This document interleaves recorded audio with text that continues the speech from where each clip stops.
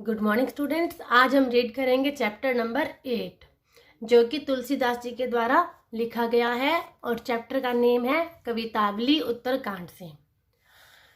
किस भी किसान कुल बनिक भिखारी भाट चाकर चपल नट चोर चार चेटकी पेट को पड़त गुण गड़त चढ़त गिरी अटत गहन गन अहन अखेट की। तो पहले इसके प्रसंग में हम बताएंगे कि इसमें तुलसीदास जी ने उस समय के समाज का यथार्थ चित्रण किया है। जैसे उस समाज में लोग पेट की आग को भरने के लिए क्या क्या काम करते हैं उसके बारे में बताया है।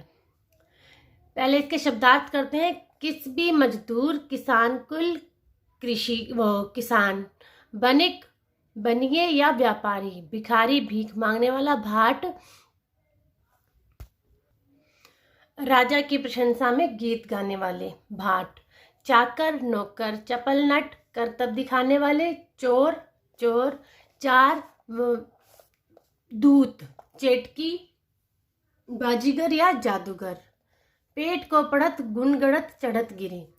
तो कवि कहता है कि इस संसार में सभी लोग मजदूर किसान व्यापारी भिखारी राजा की प्रशंसा में गीत गाने वाले भाट नौकर चाकर करतब दिखाने वाले चोर दूत और चेटकी जादूगर या बाजीगर सभी लोग अपने पेट को भरने के लिए ही भिन्न भिन्न तरह के काम करते हैं। गुण गढ़त भिन्न भिन्न तरह के करिश्मे करते हैं। चढ़त गिरी और यहाँ तक कि पर्वतों पर चढ़ जाते हैं।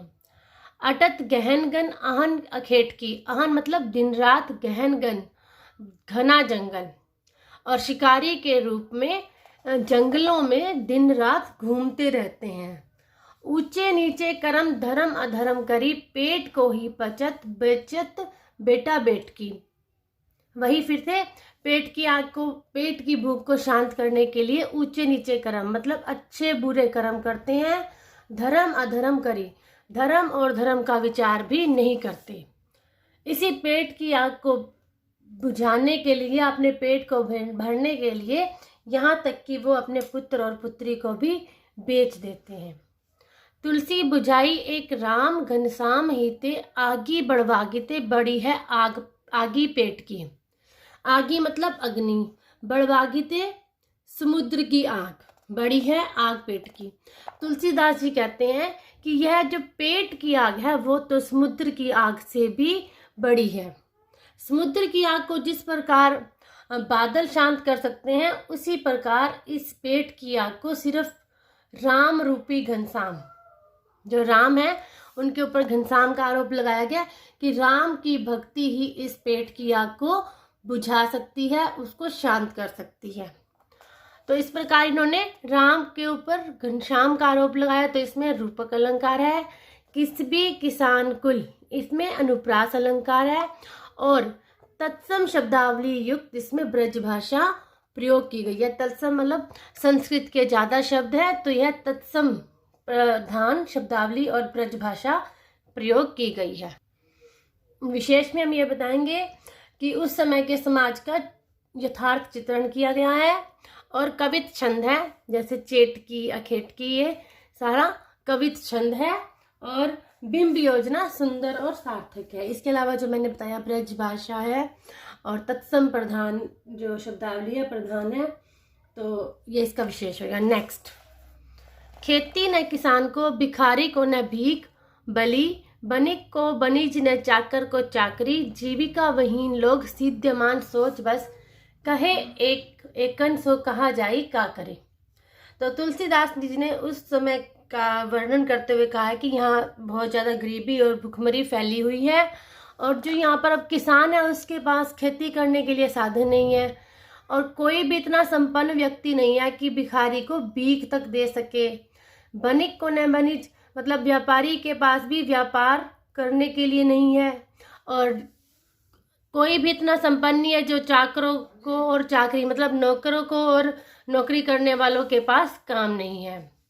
अब जो यहाँ पर सभी लोग जिनकी कमाई का कोई साधन ही नहीं है ये लोग सभी दुखी हैं और दुखी होकर यही सोच रहे हैं और एक सभी वर्ग जो है दुखी हैं। वे सब एक दूसरे से पूछ रहे हैं अब क्या करें, कहाँ जाएं। वेदहु पुराण कही लोकहु बिलोकियत, साकरे सब्बे राम रावरे कृपा करे। वेदहु मतलब वेद, पुराण पुराण, लोकहु समाज के लोग, बिलोकित देखा गया।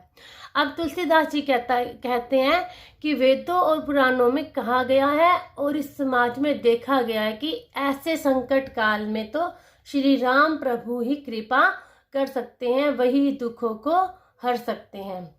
तो तुलसीदास प्रभु भगवान राम जी को कहते हैं, दारिद्र दसानन दबाई दोनी दीन बंधु, दुरित दहन देखी तुलसी हाहा करी। दारिद्र दसानन मतलब गरीबी रूपी रावण, जैसे रावण के 10 सिर थे तो दसानन रावण के लिए यूज किया गया। तो हे दीन बंधु मतलब दीनों पर दया करने वाले दीन बंधु, जो इस समय समाज को इस गरीबी रूपी रावण ने दबा रखा है, मतलब दुख दे रखा है, उस दुख को आप ही दूर करने वाले हैं। दूरीधरण मतलब पाप को भस्म करने वाले, नष्ट करने वाले। लेकिन अब यहाँ पर पाप कौन सा है? गरीबी रूपी जो पाप है उसको आप ही नष्ट करने वाले हैं। आप ही हमें इस दुविधा से बाहर निकाल सकते हैं। तुलसीदास जी ने राम जी को कहा है कि आप ही इस समय हमारी रक्षा कर सकते हैं, हमें गरीबी रूपी जो रावण है उससे बचा सकते हैं।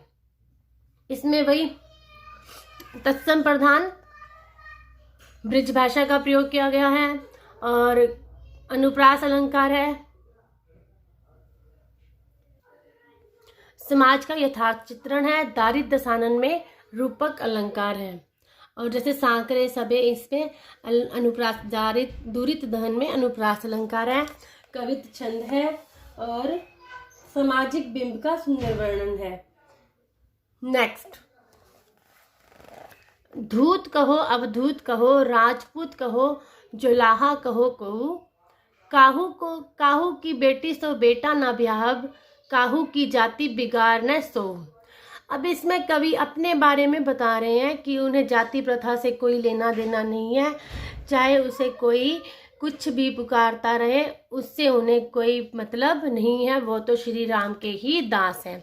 तो वो क्या कहते हैं? धूत कहो मतलब ये जो समाज में लोग हैं चाहे उसे धूत कहें, जैसे घर से त्यागा हुआ है ऐसा कहें। अब धूत कहें चाहे उसे सन्यासी कहें, राजपूत कहें चाहे उसको हम कहें जाति से वह राजपूत है या कहें जुलाहा है, मुझे इससे कोई भी फर्क नहीं पड़ता, मुझे इससे कोई मतलब नहीं है। आगे कहते हैं कि मैंने किसी की बेटी से अपने बेटे की शादी नहीं करनी, मतलब मैंने किसी की लड़की की जाति नहीं बिगाड़नी है। तुलसी सरनाम गुलाम है राम को, जाको रुचे सो कहे कछु ओ। आगे तुलसीदास कहते हैं कि मैं तो संपूर्ण रूप से श्री राम जी का गुलाम हूँ, उन्हीं का दास हूँ। तो जिसको जो अच्छा लगता है वो कहता रहे, मुझे उससे कोई मतलब नहीं है। मांगी के खैबो मसीद के सोइबो, लेबो को एकू न देबू को दो। कहते हैं कि मैं तो मांग कर खा लेता हूँ और मस्जिद मतलब मस्जिद में जाकर सो जाता हूँ, और मैंने किसी से कुछ लेना नहीं है, देना नहीं है। ये एक मुहावरे का प्रयोग है कि मैंने किसी को एक नहीं देना, किसी से दो नहीं लेना। तो इस प्रकार इसमें कवित छंद है। तत्सम प्रधान ब्रज भाषा का प्रयोग किया गया है। ये मुहावरे का प्रयोग है। लेबू एकु न देवबू दो को दो।